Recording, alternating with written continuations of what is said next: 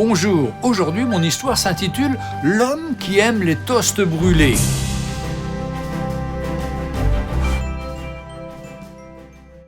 Le soir venu, une femme n'avait rien préparé pour souper. Alors elle a plutôt servi de la confiture avec des toasts à son fils et à son mari. Toutefois, les toasts qu'elle a servis étaient complètement calcinés. Ils n'étaient pas un peu grillés, ils étaient carrément noirs, car ils avaient brûlé. Par contre, l'homme a étalé la confiture sur les toasts et a commencé à manger, sans rien dire. Quant au petit garçon, il regardait son père d'un drôle d'œil et attendait de voir si son père dirait quelque chose contre ses tartines brûlées. Mais il n'en était rien. Le père mangeait ses toasts sans rien dire. Il s'est plutôt contenté de demander à son fils s'il avait terminé ses devoirs d'école.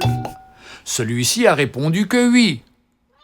Lorsque la femme a remarqué que les toasts étaient calcinés, elle s'est excusée auprès de son mari et de son fils. Mais son mari a répondu rapidement « Ce n'est rien, ma chérie.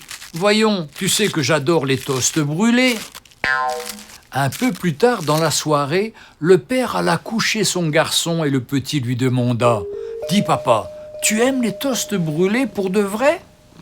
Le père s'assit à côté de son fils et lui dit « Bien sûr que non, mon fiston, mais ta maman travaille très dur toute la journée. Elle était très fatiguée. De plus, un toast brûlé n'a jamais fait de mal à quelqu'un. Mais tu sais ce qui fait mal? Les méchants mots. » Il a ensuite continué « La vie est pleine de choses imparfaites et de personnes imparfaites.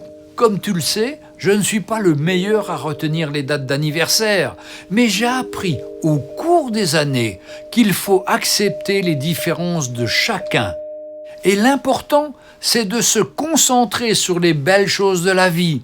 La vie est trop courte pour se concentrer sur les petits détails et les chicanes qui peuvent être évitées. » L'évangile de Matthieu au chapitre 15, verset 11 nous dit « Ce n'est pas ce qui entre dans la bouche qui souille l'homme, mais ce qui sort de la bouche, c'est ce qui souille l'homme. »